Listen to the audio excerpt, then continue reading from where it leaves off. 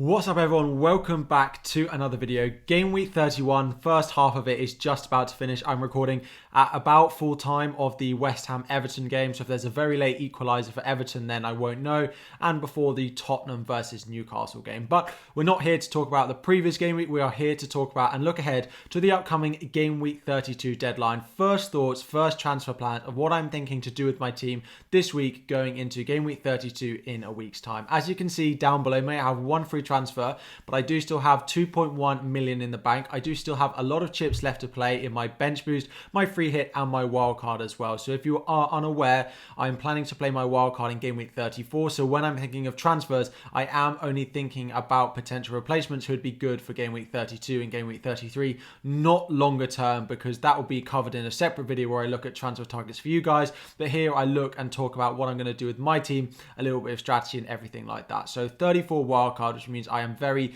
short-term focused with my team at the moment. You can see my team up on screen at the moment. I've got a 4-4-2 formation.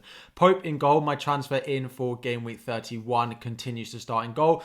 We've got Trent and Robertson now. I've got the Liverpool double up in defence away at Manchester City. That is a difficult game, but I do think their attacking threat is still really good. And if they do score goals, Liverpool, in that game, there's no reason that Trent and Robertson can't be involved in that. Now, next to them, we've got Ben White with a nice fixture at home to Brighton. Hopefully, he comes through unscathed in the Monday night game against Crystal Palace. It looks like Ramsdale is going to be back fine for that match. So hopefully a clean sheet there, and then against Brighton as well. And then we have Doherty as well. So I know he's starting in the Tottenham game. He's got Villa away next week in the Premier League. A 4 weeks rest. So Tottenham, one of those teams like Arsenal that have nothing to play with in the midweek, whereas Liverpool do have those Champions League fixtures. Into the midfield, we've got Salah, Manchester City away. His form is not that great recently, but there's no chance I'm selling him or benching him or anything like that.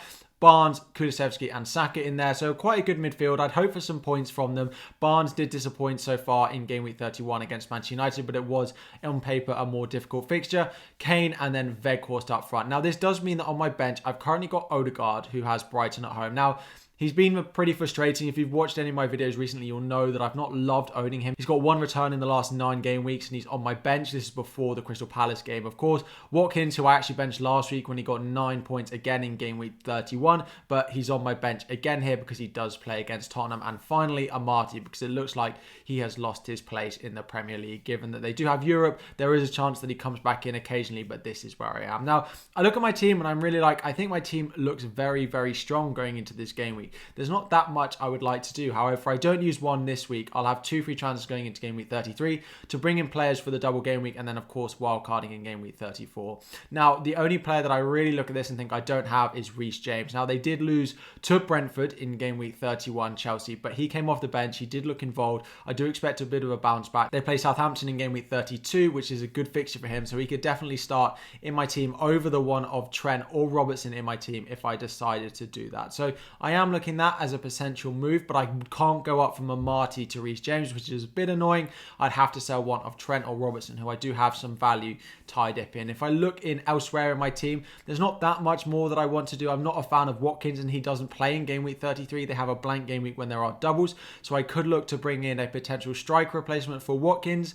Odegaard I don't love, but he doubles in game week 33, so the chances of me selling him are pretty slim. So let's have a look now. We'll get the FPL site up on screen, start clicking through at some potential transfers that I could make going into game week 32, how that would mean I would line up, and any transfer plans for game week 33 as well.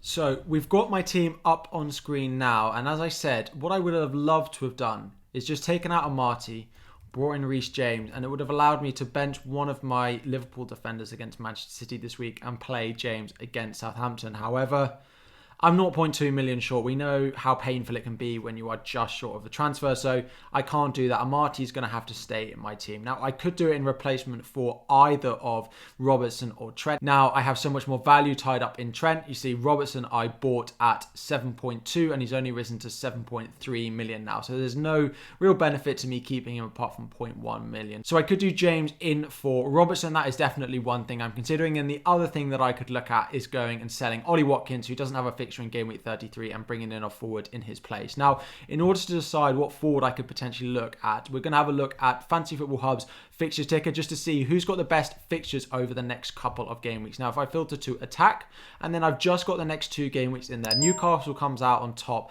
Wolves at home, Crystal Palace and Leicester as their next 3, all at home as well. So I could do the likes of Chris Wood, I could do the likes of St. Maximin. However, who would I bench in my starting 11 that week? I don't know. Burnley, again, we've got Weghorst, I'm not loving him. And then we've got Leicester in there as well. So if Iheanacho was going to start all of those games, I would definitely consider going Iheanacho in there. Of course, if I could go up to Cristiano Ronaldo and he's back fit, I could go there.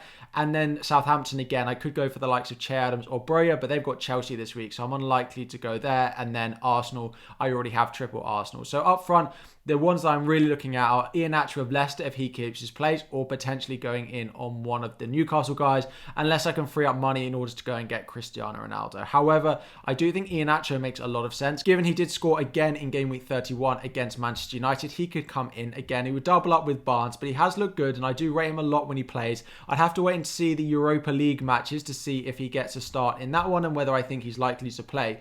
But at Crystal Palace, Newcastle and Everton in the next 2 game weeks is definitely something I'd like to be involved on, which is why I bought Barnes in the first place. Their fixtures are really nice. So I could use Iheanacho to double up on that attack. Now, I then look at my team for game week 33 and think, well, who on earth am I going to have to bench? Of course, I wouldn't play Amati because it doesn't look like he's going to play in the midfield. I would probably end up having to bench one of these guys. Kulusevski, Kane are the only 2 without a double game week, and Salah, of course, but Salah's going to play. So Kulusevski would probably find himself on the bench in game week 33 with Brighton at home, along with Doherty. So Amati, Doherty, Kulusevski could find themselves on the bench. However, it could also be Odegaard because, again, it's not a great double of Southampton and Chelsea away, and I'm not loving him as an option. However, this week, I am looking at Reece James in for one of the Liverpool guys. I'm also looking at Iheanacho in for Ollie Watkins. Odegaard could make way as well, but there's no one really, if we look at it from a midfield point of view, on the fixture ticket that I would really want to go and buy.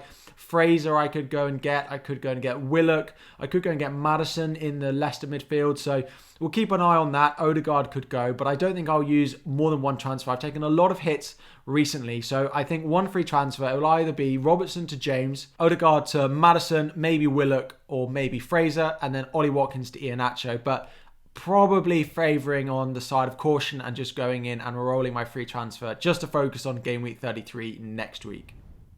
So those are just some first transfer plans for game week 32. Realistically, I don't think I'm going to make any transfer. I'm planning on rolling my transfer unless there is injuries, or unless I really get cold feet on Reece James in the defence. He'd probably come in for Robertson because I have a lot of value tied up in Trent, although I will want both of them back on my wild card. My wild card with Reece James, Trent, Cancelo and Robertson all in is so nailed on, I think, unless one of them gets injured. But I do think I'll probably end up lining up like this. No transfers planned unless it's Reece James. Thank you all for watching. Drop your questions about your teams, your comments about my team in the comment section down below. Please do like the video, subscribe to the channel if you are new as well. Thank you all for watching, and I'll be back again very soon.